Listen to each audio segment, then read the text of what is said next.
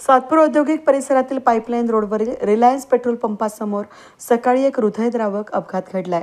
Swimming करून आजीसोबत घरी परतत असताना काळेनगर येथील नविका अभिषेक नेरकर ही 8 वर्षाची चिमुकली ट्रकच्या चाकाखाली चिरडली जाऊन जागीच ठार झाल्यानं जागतिक कन्या दिनाच्याच दिवशी चिमुकली नविकाचा अपघाती मृत्यू झाल्यानं नागरिकांमध्ये शोककळा पसरली आहे। अपघाताची बातमी मिळताच नेरकर कुटुंबीय घटनास्थळी धावून आले।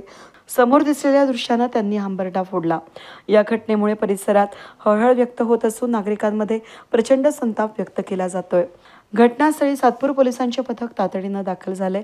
मात्र अपघातानंतर मोठ्या प्रमाणात जमलेली गर्दी आणि वाहतुकीचा कोंडमारा यामुळे परिस्थिती काही काळ तणावपूर्ण झाली होती। पोलीस आणि सामाजिक कार्यकर्त्यांनी वाहतूक सुरळीत करण्याचा प्रयत्न केला। स्पीड ब्रेकर नसल्यानं या रस्त्यावरील खड्ड्यांमुळे होणाऱ्या अपघातांना प्रशासन जबाबदार आहेत असा आरोप माजी नगरसेविका नयना गांगुर्डे यांनी केलाय। दुर्दैवी अपघातामध्ये निधन झालंय।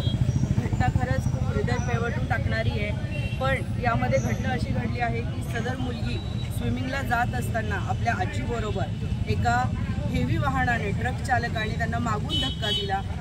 ते पडले आणि तो न थांबता सरळ त्याने ती गाडी त्या मुलीवरनं घातलेली। अक्षरशः त्या मुलीचं न बघता येण्यासारखी दृश्य आहे।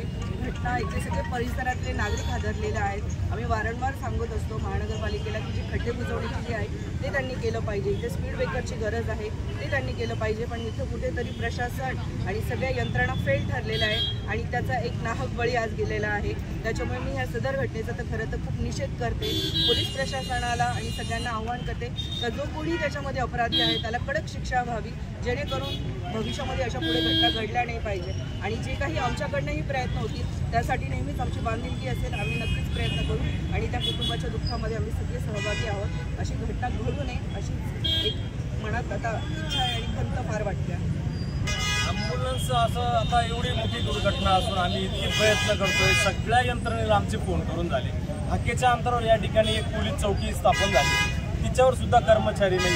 आमचा त्यांच्यावर रोष नाही आहे, पण नागरी वस्तीमध्ये जर अशा घटना घडत असतील आणि प्रशासनाचं जर आम्हाला सहकार्य लाभत नसेल वेळेवर, आज घटनेला अर्धा ते पाऊण तास होत आलेला आहे। आम्ही संपूर्ण यंत्रणेला, सिव्हिल असेल, खाजगी हॉस्पिटल असतील, गुरुजी रुग्ण सगळ्यांना फोन करून झाले, पण वेळेवर कोणाचं ॲम्ब्युलन्ससाठी सहकार्य देखील आम्हाला मिळत नाही। तर याचं काय आम्ही हे करायचं? कुणाकडे एखादं जर अशी जर घटना घडत असेल आम्ही कोणाच्या तोंडाकडे बघायचं आणि अपेक्षा बघायची? अपघातामध्ये जर एखादं जर गतप्राण म्हणजे होऊ नये अशा घटना, पण एखाद्याचं काही जर असेल त्याच्यामध्ये प्राण, पण वेळेअभावी, सुविधा अभावी जर त्याचा जर अंत होत असेल तर याची कोण दखल घेणार? आणि प्रशासनाला आमची याच्या अगोदर वारंवार आमची मागणी होती। सदर डिमांड झालेला आहे। तिथं त्या चौकटीवर इतकी सायंकाळी सकाळी गर्दी असते, सणासुदीचे दिवस आहे। सणासुदीच्या काळामध्ये जर अशा एखाद्या कुटुंबावर जर असा दुर्दैवी अंत जर येत असेल, आज जर त्या मालकाची जर परिस्थिती बघितली, अक्षरशः लिटरली 8 वर्षाचं ते बालक आहे, मुलगी आहे ती, कसं वाटतंय? याचं प्रशासन दखल घेणार का नाही? आणि ह्या ज्या आमची लोक मागणी आहे नागरिकांच्या, याच्यावर कधी आमच्या सुविधा करणार? आमची स्पीड ब्रेकरची मागणी आहे, पोलीस चौकीची मागणी आहे, पथदीपची मागणी आहे। कधी आमच्या मागण्यांचं गांभीर्याने प्रशासन दखल घेणार या ठिकाणी? तर आम्ही अशा सणासुदीच्या वेळेस आणि आज जागतिक कन्या दिवस आहे आणि अशी घटना घडते म्हणजे खरंच दुर्दैव आहे, खरंच दुर्दैव आहे। अशा म्हणजे ते काय साजरा करतील? आज बालिका दिन आहे, आज जागतिक बालिका दिन आहे।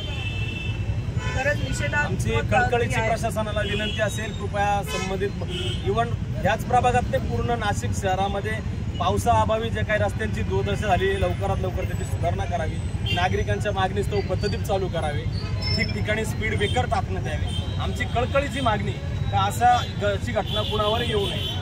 जागतिक कन्या दिनाच्याच दिवशी चिमुकली नविकाचा अपघाती मृत्यू झाल्यानं नागरिकांमध्ये शोककळा पसरली असून प्रशासनाच्या दुर्लक्षावर सर्वत्र तीव्र नाराजी व्यक्त केली जात आहे।